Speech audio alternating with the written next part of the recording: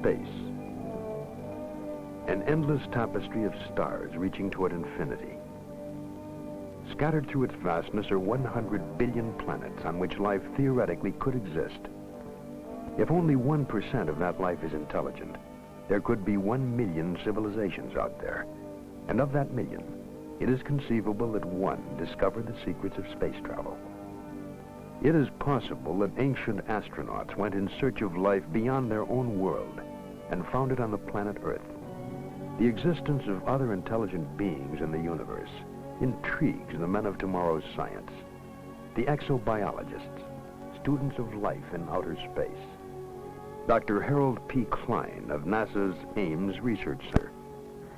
The knowledge that this kind of life that we know of in this planet is not the only one will have very profound influence, whether that other life is more advanced or less advanced than we are. The very knowledge that life can originate spontaneously will have, I believe, very profound effects on the thinking of man in terms of what he is and what his role is in the universe.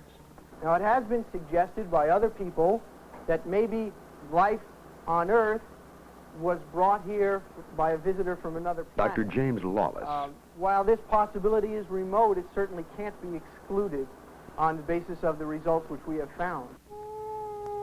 If ancient astronauts did land here, what effect would they have had upon early Earthmen? Perhaps they were worshipped, feared, loved. Perhaps they brought gifts, a new world of knowledge, or simply the principle of the lever. If we accept the premise that beings from another civilization visited here ages ago, then some of the mysteries of our past take on a new and startling light.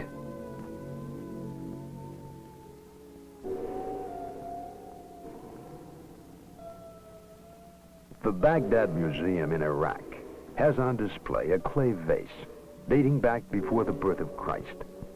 The vase is also a 2,000-year-old battery. A small copper tube is placed in the narrow neck, and a rod made of a metal alloy is inserted in the copper tube. When filled with hydrochloric acid, it produces an electric current. The vase was, it seems, a primitive galvanic cell battery. Count Volta is credited with having invented the electric cell 2,500 years later. Was the secret of electricity revealed to man thousands of years ago? Is it possible that this planet Earth has been visited by travelers from outer space? Did they wander through the throbbing light years of the universe in search of other life and find it here?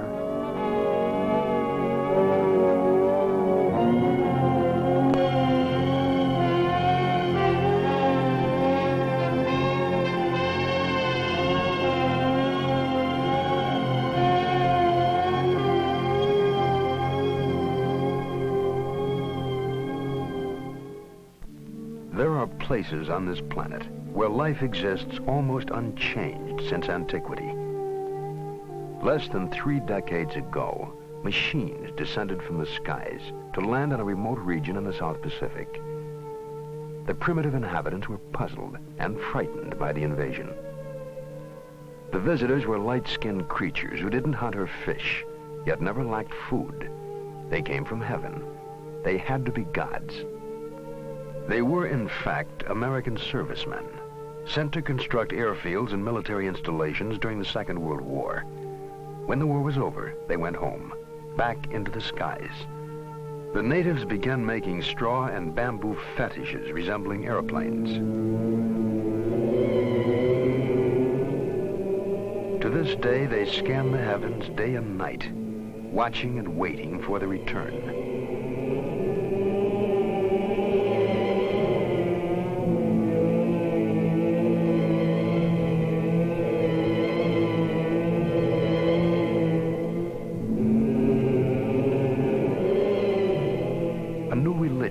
A new cult was born from the encounter between a primitive people and visitors from a highly developed, technically superior society.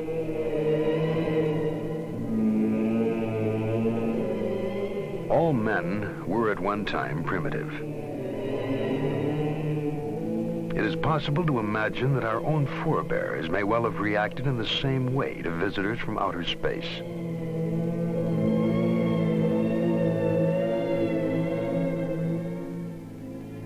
The world is a storehouse, an archive of unexplained phenomena. Gigantic creations, in effigy of what? To appease or acclaim whom? Early stone carvers left silent records for their descendants, to tell us something, but not quite enough. Statues modeled after strange beings, statements to the scope of their awesome powers.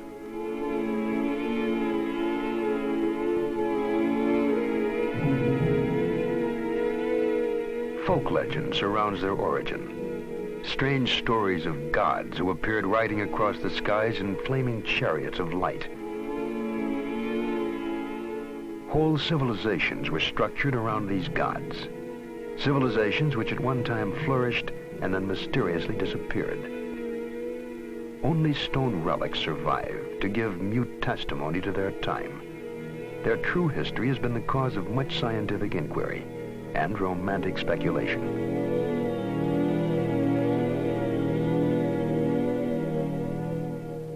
Erich von Däniken, a German professor possessed of the mind of a scientist and the imagination of a romantic, wrote a book called Chariots of the Gods. He stated that sometime in the distant past, man was visited by intelligent beings from outer space. What in olden times might have been heresy is today intriguing speculation. Von Däniken traveled to all corners of the world, gathering evidence in support of his theory. Or is it a theory? Judge for yourself. Istanbul, the city on the Golden Horn. Here stands the Palace of Topkapi. A curious set of maps are kept here, which were found in the Orient by the Turkish Admiral Piri Reis. The oldest of these maps dates back to approximately the 1st century AD. They are most likely copies of still earlier maps. As astronauts high above Cairo, we would view the Earth in the configuration seen on the old maps. The outlines of the modern maps are the same as the pattern visible on the Piri Reis charts. Another map in the collection shows a region which is still largely unexplored, the Antarctic. The existence of Antarctica as a continent was only established in the 19th century, and it wasn't even explored until 1911 by a Norwegian, Roald Amundsen. The map dates from 1532, a time when the techniques and basic equipment were unavailable to determine longitude. The question lingers. What was the source of information?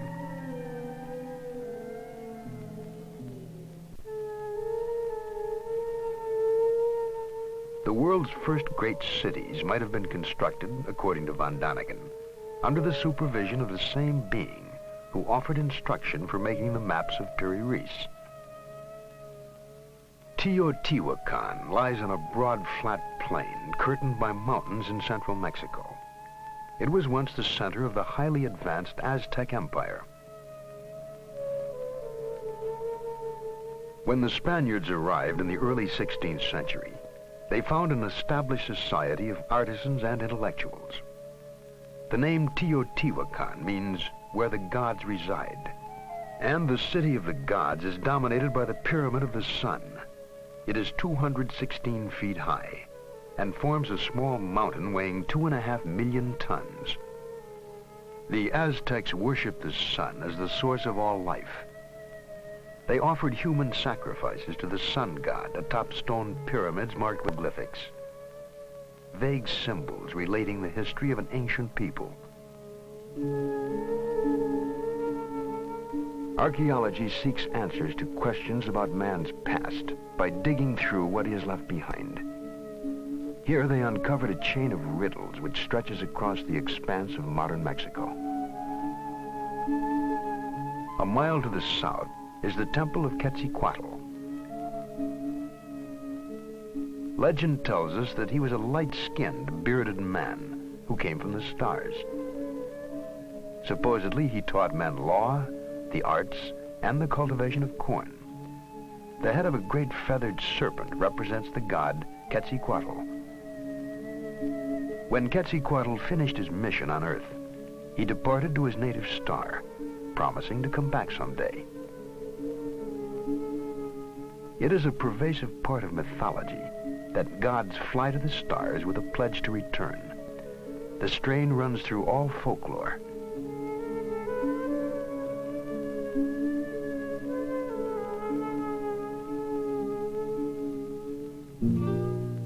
The ruins of the deserted city of Tula rest about 20 miles from Teotihuacan.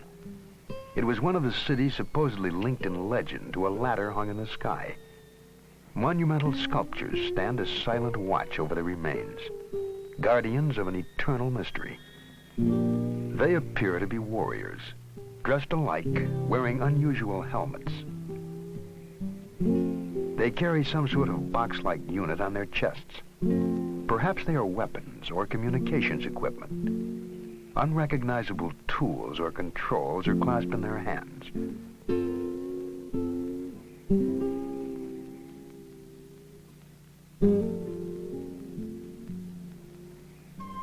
The nearby sacred well of Cenote forms a perfectly round crater in the rock. It is unlikely that it could have been formed naturally or by human excavation. It does, however, resemble a crater made by the exhaust gases of a very powerful rocket engine. To the east of Cenote is the ancient Mayan city of Chichen Itza. About 600 A.D., the entire Mayan population fled northward. There is no trace of war, plague, or famine to account for the move. Outstanding astronomers, Mayans calendared the year by constructing a central pyramid with 365 steps. They also developed a formula to predict eclipses without ever knowing about the revolution of the Earth, Moon, and Sun. There is no way of telling how they discovered these secrets, but von Daniken believes that some ancient astronaut may have told them of the solar system in which they lived. A stone relief portrays a god in a helmet with projections resembling antennae. The Mayans name their patron Kukulkan. In every 6,000 years, the Mayan calendar is off by only one day. Such was the gift of Kukulkan.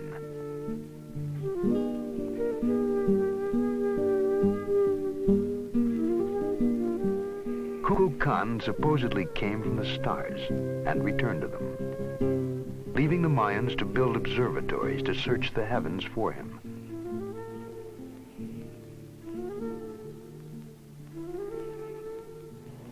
Perhaps with our modern observatories and telescopes, we are still searching for Kukulkan and Quetzalcoatl, who deserted to ancient skies. Modern science examines the heavens in search of information. Data, according to Dr. Werner von Braun, that gives us perspective on our own brief existence in the firmament. I think it is important to remember that distant stars are not only far away from us in terms of miles, but life on other planets can also be very far away from us in terms of time.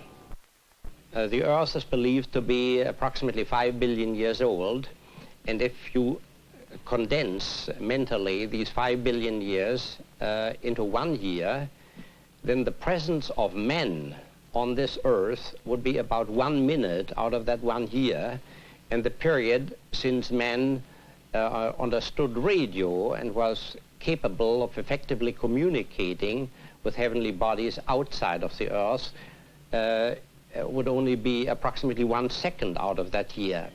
So if you want to communicate with another heavenly body and intelligent life thereon, you have to reach that other heavenly body also at a time when these people have invented the radio and know how to operate it and have their receivers going, so to speak.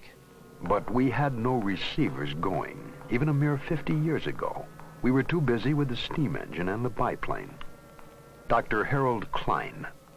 It is highly possible that advanced civilizations have in the past, or may in the present, try or have tried to contact us, to survey us, to watch us. We cannot rule that out. We have no indications of that. It may be equally possible that a really intelligent society has watched us for some time, has looked us over and decided, based on our activities, that this planet is beneath their dignity, so to speak, and is simply not worth bothering with.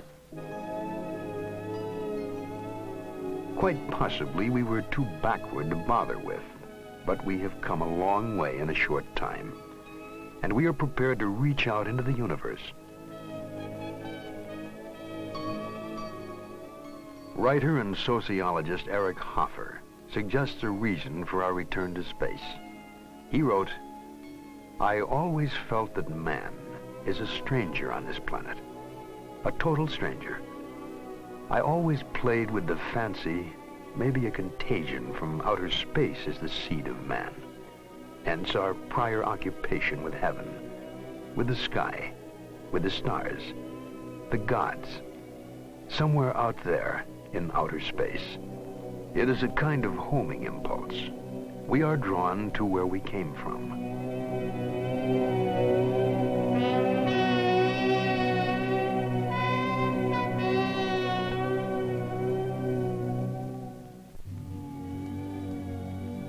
In the 7th decade of the 20th century, the landscape of the moon became familiar. Man went to the moon on his first mission in search of life. With him, he had to take his own life support system.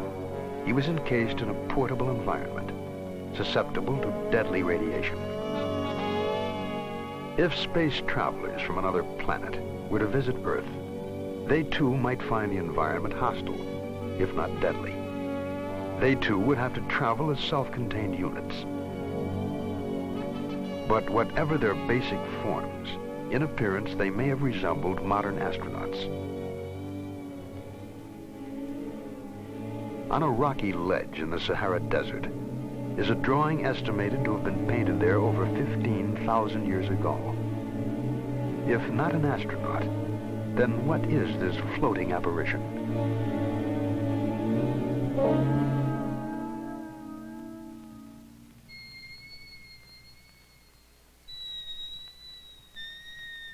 Henri Loti, the early French archaeologist, discovered the image of the 19-foot giant and called him the great god Mars.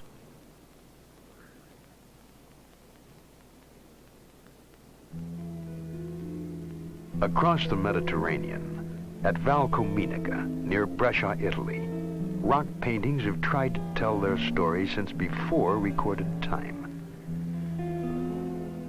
They are portrayals of strange beings in bulky overalls. Their helmets seem to carry antennae. In their hands are clasped some manner of tool or weapon. Still more evidence can be found in a 2,000-year-old rock painting found in Japan. In the rough, rocky countryside of northwest Australia, there are scores of rock paintings which date back far in time. Drawings which are probably some of the earliest messages from prehistoric man. Sketches represent the activities of one Gina, a legendary goddess of the Milky Way. She too came from heaven to instruct the children of Earth. Von Daniken believes there were models, possibly even one model for all the deities found recorded in rock.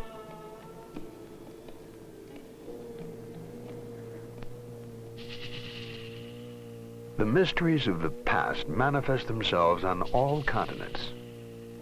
Within the depths of a temple in the ancient Mayan city of Palenque in Central America, Von Daniken came upon a stone relief of what is apparently a man, seated in a capsule, watching something intently.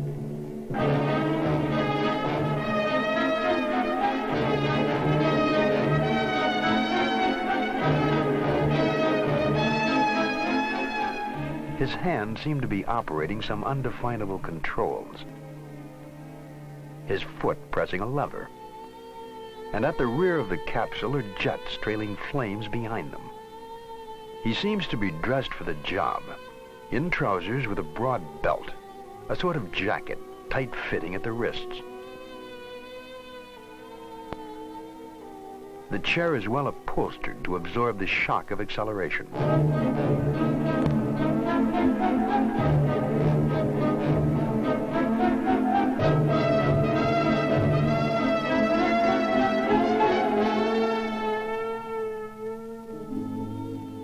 Mayan legend says that he represents their space-traveling god, Kukulkan, the winged god of Palenque. He was carved sometime in the 7th century. The possibility haunts us that this figure was the artist's rendering of the ancient astronauts who inspired the Mayan culture. The church of the monastery of Desanay was decorated with mysterious frescoes some 500 years ago. The monastery is hidden away in the peaceful countryside of southern Yugoslavia.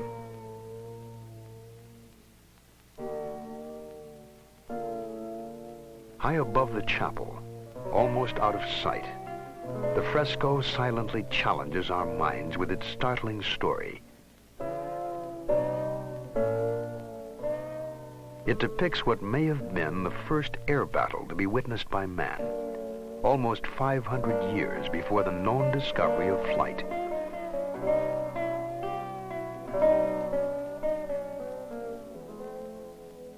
In the first capsule, a man is seated with his hand on some form of guidance mechanism. He appears to be racing across the sky in an attempt to escape from a pursuing ship. We can easily imagine jets at the rear of these aerodynamic forms.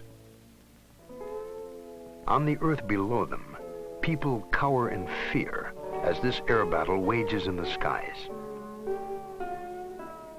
If not an astronaut, then what reality might have inspired the frescoes of Desanay?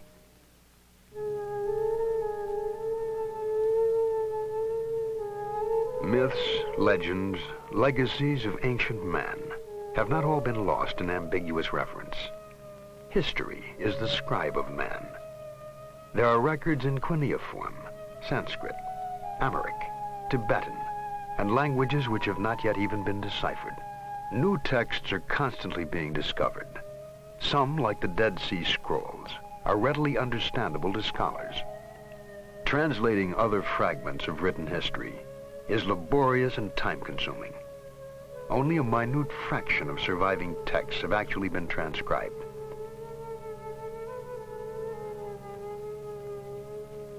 Accounts of godlike visitors abound. For example, in the books of the Tibetan Kanchur. The Kanchur consists of over 1,000 volumes containing the holy texts of Lamaism. Their secret code is the most complex ever devised. To date, only 1/100th of the Kanchur has been deciphered.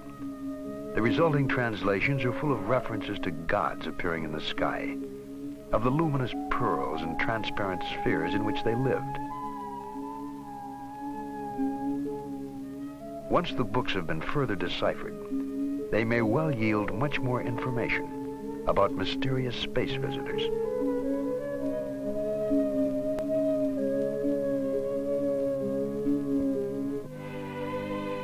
Closer to Western civilization, we have one of the world's most detailed records, the Bible.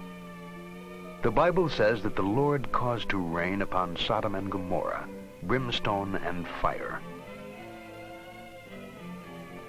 God sent his messengers to warn Lot's family of impending disaster. The angels told Lot, "Flee for your life. Do not look back. Flee to the hills lest you be consumed." The messengers were insistent that he leave the city immediately. Von Daniken wondered if they had foreknowledge of an impending cataclysmic explosion.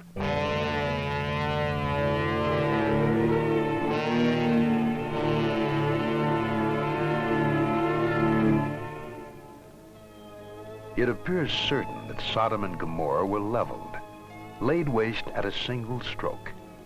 All traces of the communities have disappeared. So complete was the destruction. The report of the catastrophe ends. Then he looked down and beheld, and lo, the land went up like the smoke of a furnace.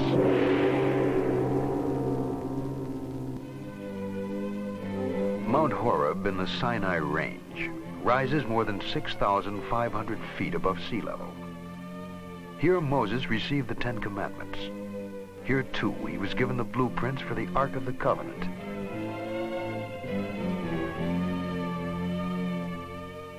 In chapter 25 of the second book of Moses, directions are given for the construction of the Holy Tabernacle. And they shall make an ark of acacia wood, and you shall overlay it with pure gold within and without shall you overlay it. And you shall make upon it a molding of gold round about.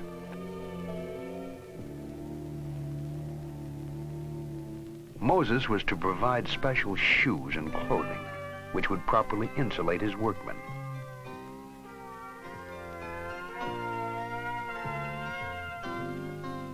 Moses was warned that no one should come near the structure. It represented a mortal danger. And though Moses would hear a voice from the covering plate, no figure could be seen. If we were to build a replica of the ark today, according to Moses' instructions, we would have a condenser charged with several hundred volts. Could the gold sheath have been a form of loudspeaker, a two-way radio, reproducing a voice from afar? It is part of the Von Daniken theory, a romantic's explanation of biblical text based on imagination and wonder.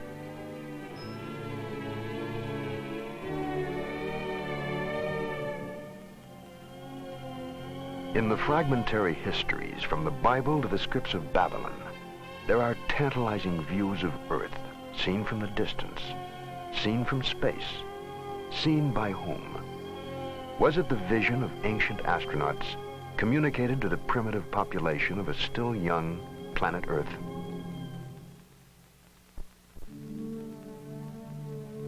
If we were to land on a strange planet, we would probably avoid its magnetically disruptive poles. If travelers from outer space were to land here, a likely location, almost on the equator, would be Egypt.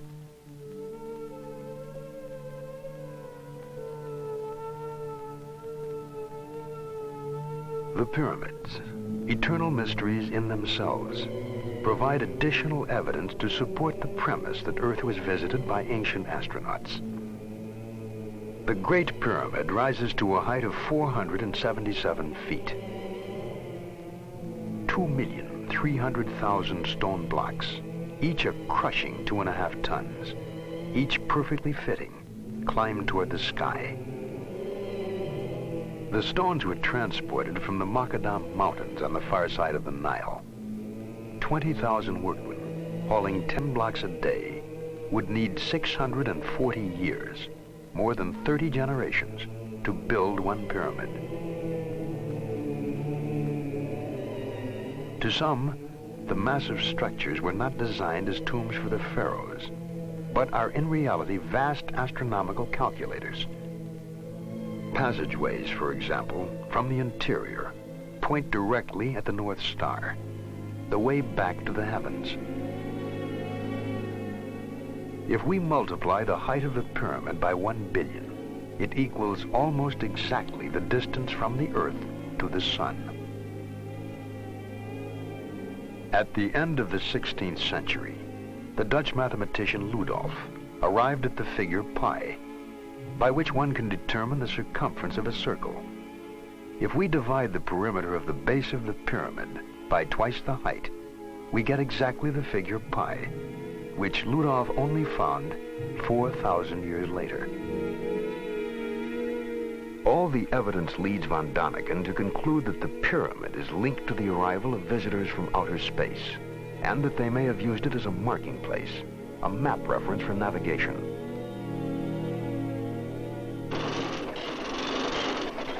When modern Egypt chose to construct the Aswan Dam, there stood one obstacle. The flooding would submerge the 3,000-year-old temple of Abu Simbel. Over 100 nations answered UNESCO's plea to save the monument. Latest equipment and engineering techniques were used. Still, it took 3 years to accomplish. Because centuries were needed for the original builders to create the temples, it is probable they honor no single pharaoh. They stand, however, in tribute to the gods of the sun, the center of Egyptian religions, and to those who return from earth to the skies.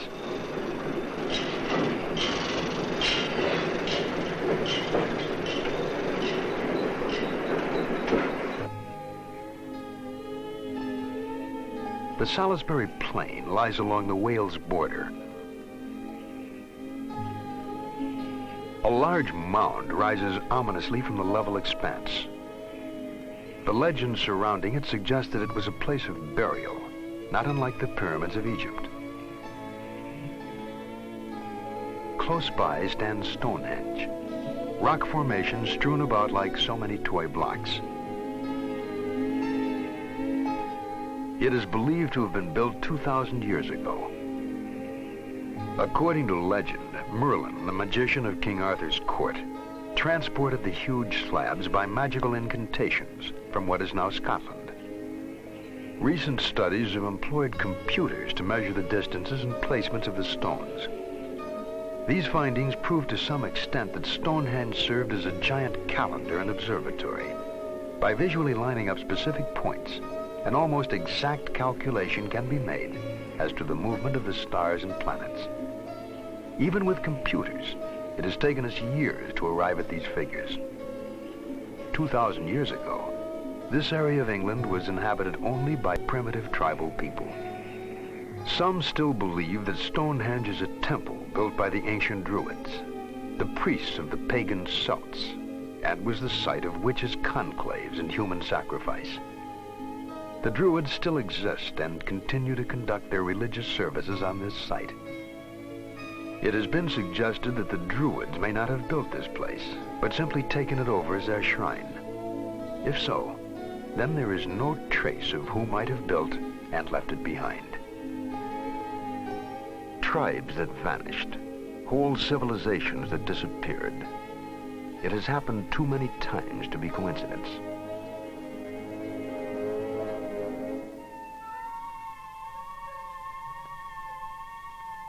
Guarding the headwaters of the Amazon River are the ruins of Machu Picchu, an outpost of Peruvian Inca society. Some archaeologists suggest that the Incas found they could not extend their empire into the treacherous Amazon jungle, and so here they stopped, and here they died. There is a curious folk legend surrounding the origin of this fortress. It is said to have been built by a divine race of light-skinned, auburn-haired descendants of the god Verachochus, who arrived in a flaming chariot. Nothing remains of these supposed people, but the legend goes on to say that they abandoned their citadel and returned to the skies. They left only the ruins of their mountaintop city for us to wonder at.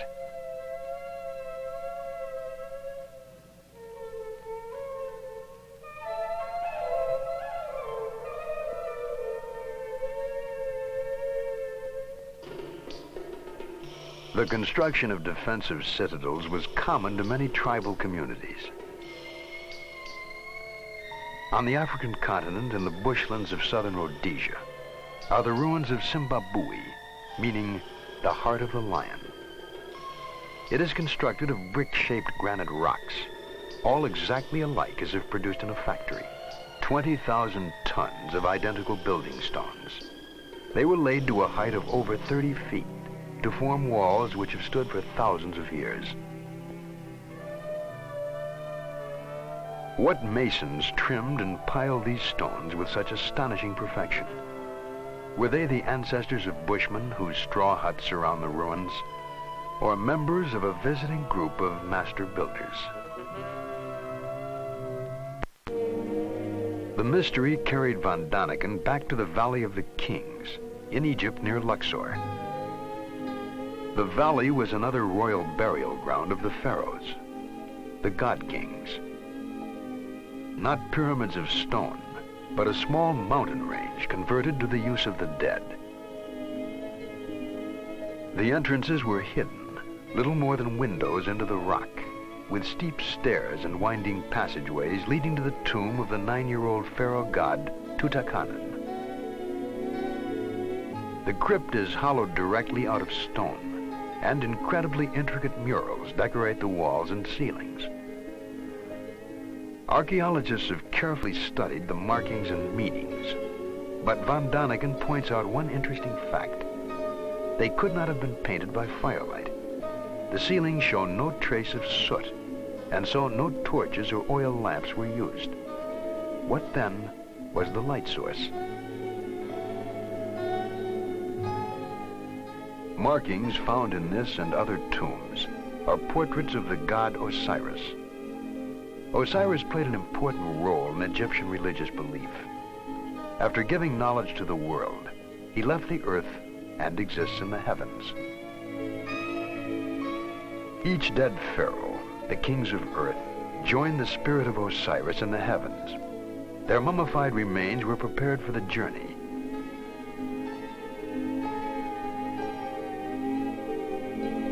In the golden armor casing, whom were they imitating?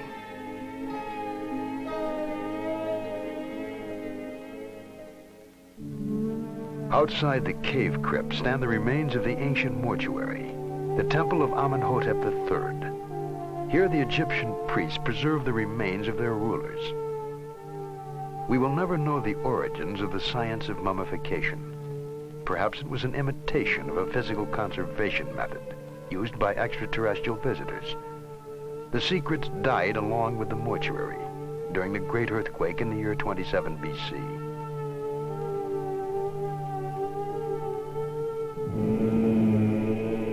Some distance away, guarding the entrance to this temple of the dead, rests the Memnon Colossi, 2,000 years old, 52 feet high, each weighing over 1,000 tons. It is difficult for us to imagine them being moved from the distant quarries by manpower alone. And so the sentinels of the temple evoke images of a time when the activity inside was directed by godlike visitors who came as masters to earth.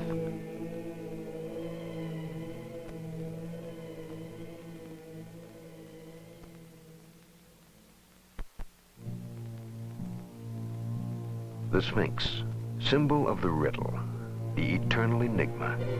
The head of a man, the body of a lion. This fierce stone creature faces the rising sun, the flaming chariot of the Egyptian gods. It is meant to protect the sunship when it lands to carry the pharaohs back to the heavens. Secrets in stone abound throughout the world. Easter Island, Isle of 1,000 mysteries, minute, lost in the watery expanse of the South Pacific, 3,000 miles off the coast of Chile. The inhabitants call their island Maraki Tirani, which means eyes looking up to heaven. The neighboring atoll is called the Island of the Bird People, creatures with human bodies and the heads of birds.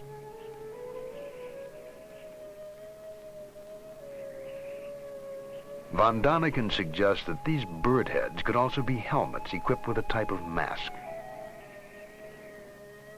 The island's ancient legends tell of flying people who arrived amidst fire and thundering noise. The landscape is dominated by volcanic cratered lakes. Today about 2,000 people live here. There were never more than 4,000 natives at any time. Of the total population, 70% were women, children, or the elderly. The majority of able-bodied men was needed for the production of food. Thus, the number of workmen was so small that it would have been impossible for them to create the more than 600 gigantic stone figures found everywhere on the island.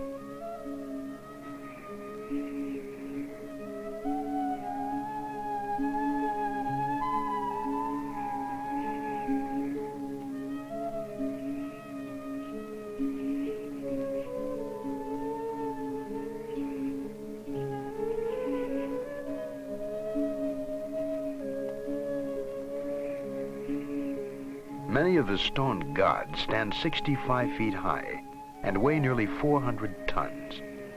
Most of the sculptures are but partly exposed. Only excavation reveals their true size. The figures are all the same, an unusual type of human wearing the same haughty, taciturn expression.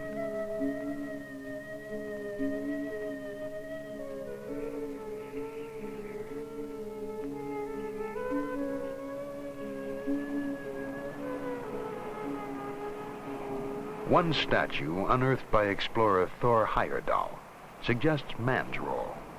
Unlike the others, it has a rounded head and is kneeling.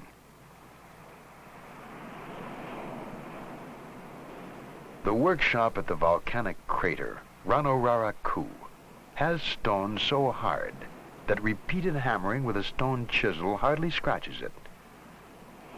The colossi carved here were removed to distances as much as 12 miles from this location.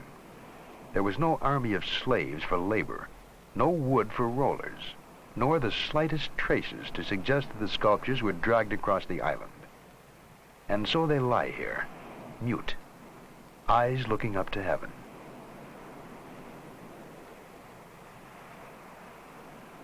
Easter Island might have been the key to many mysteries. When it was first discovered, a group of wooden tablets covered with hieroglyphics were found. But zealous missionaries burned them, sealing the secrets of the monoliths. So we must look elsewhere for explanations. The legends of Easter Island claim that the stone giants moved themselves with the help of mana, a mysterious force which only 2 priests could invoke, and that one day the priest disappeared, and so did the mana. What was mana? Von Daniken wondered if there were strangers from other planets possessed of extraordinary powers. Did they have the ability to defy the laws of gravity? To this day, Easter Island exerts an unusually strong magnetism. The report of a French expedition in 1964 ends as follows. Since there are inexplicable magnetic forces and unusual geological phenomena on Easter Island, one cannot exclude the possibility of extraterrestrial contacts.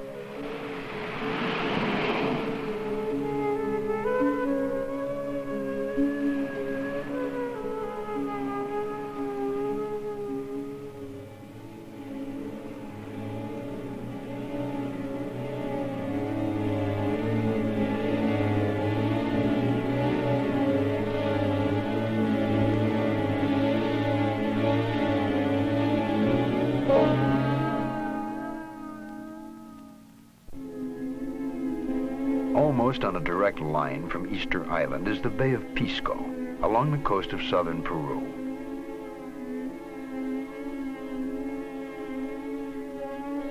From the ground, there is what appear to be a meaningless set of lines.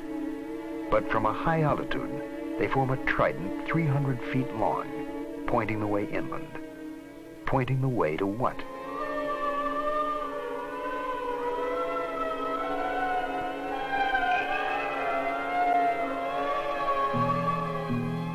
Across the scorched and rocky terrain are spread the remains of deserted ancient cities. An entire civilization, now vanished, once flourished around the mysterious plain of Nazca. Lines running toward us, away. Lines which mean nothing from the ground.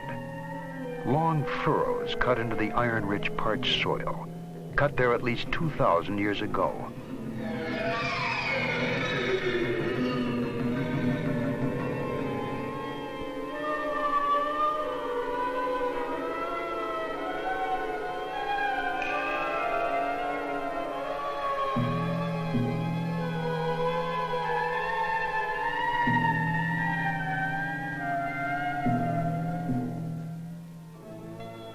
From a great height, from an aircraft for instance, the lines fall into focus.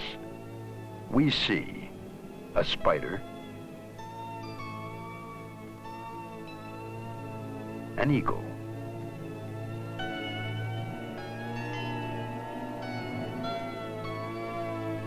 a peacock, and a hummingbird, none of which can be recognized from the ground. And there is no observation point, no mountain nearby overlooking the plain. The giant drawings must have been directed by someone hovering high above.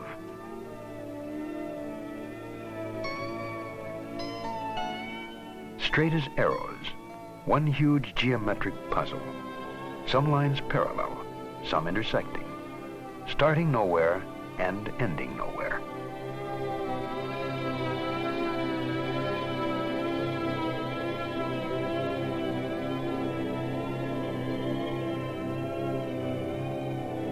The conclusion reached by von Daniken is that the lines represent a landing field. The plain of Nazca is a gigantic abandoned airport.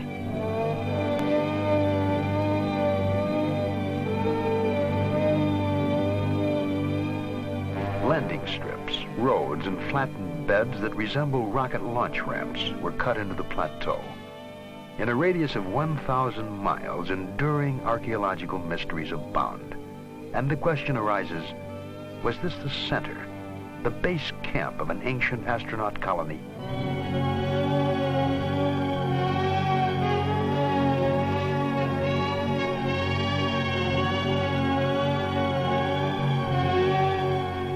Around the world, we have seen carvings in Japan, Egypt, Australia, Yugoslavia, and all bear a striking resemblance to the carvings at Nazca.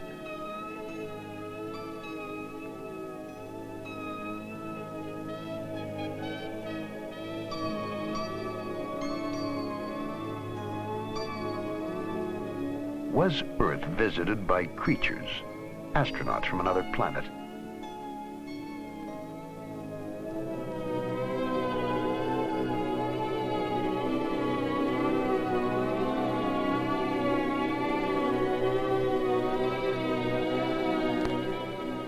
We have only fragments, starlit night, and allow yourself the freedom to wonder.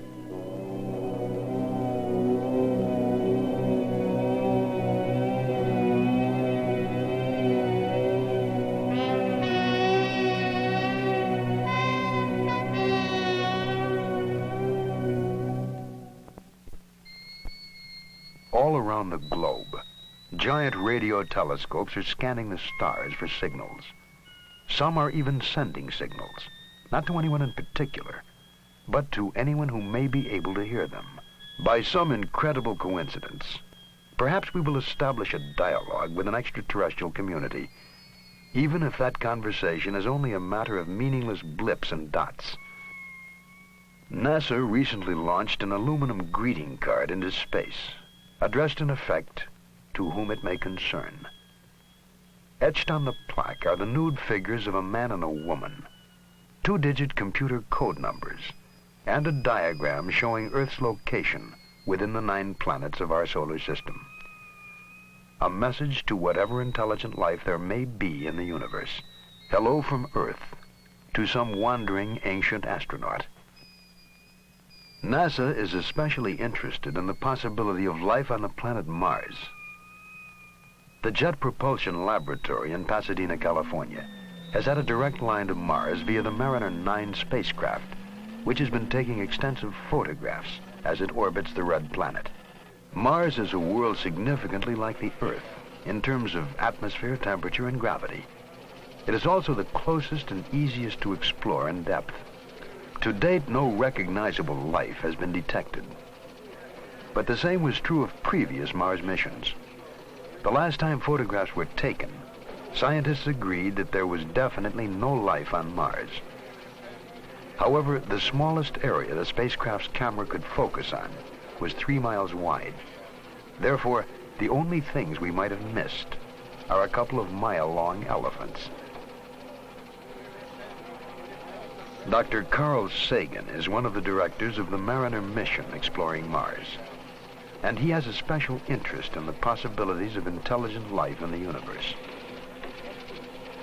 The question arises, might there have been a visit to the Earth in historical times? There are popular books on this subject. It's an idea which people find exciting. It's a kind of scientific justification of theological belief which people would rather believe in any case. It's kind of modern dress for old-time religion. Well, what about that? Is that possible or not? I can only say that you can't exclude the possibility, but there's not a smidgen of evidence that is compelling.